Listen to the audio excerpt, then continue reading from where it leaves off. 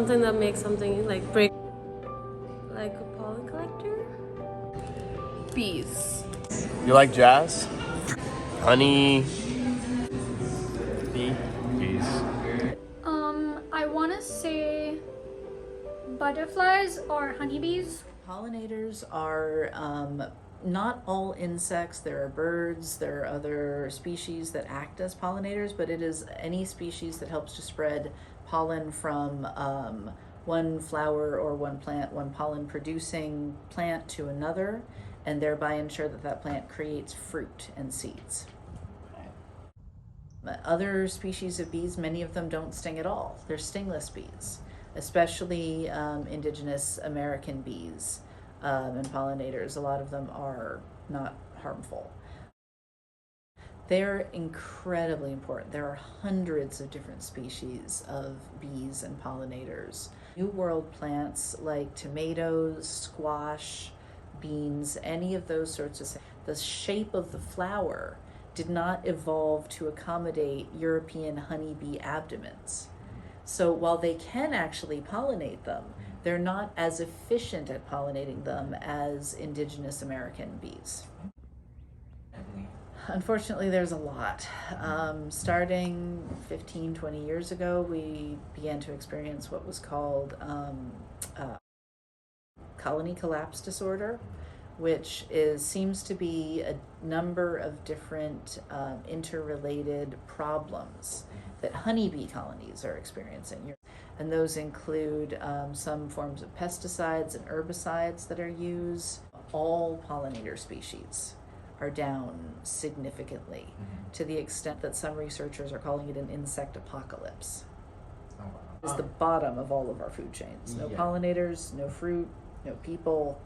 You remove species from any ecosystem, you're cutting down on, the diversity and the resilience of that ecosystem. What we actually do with bait and traps is put out honeybee lures, because in the spring, when the colonies start to grow, they'll split, and then you can lose a third to a half of your bees. They grow a new queen, and they take off to go find a new hive. And if you can put out a hive box with a lure, there's bee pheromones that you can add into it. You can attract those bees to move into that place, and then you can keep them and protect them and get the honey from them. Well, there's a couple of different things. We did manage to convince the grounds crew not to spray in the vicinity of the hives. So that was a big shift, but there's still a lot that could be done, both educationally and just practically. If we want to support indigenous pollinators, then we really ought to be planting indigenous flowers. And we ought to be planting indigenous flowers that are going to be blooming year-round. So we have to have succession planting. So as one thing stops blooming, the next thing picks up.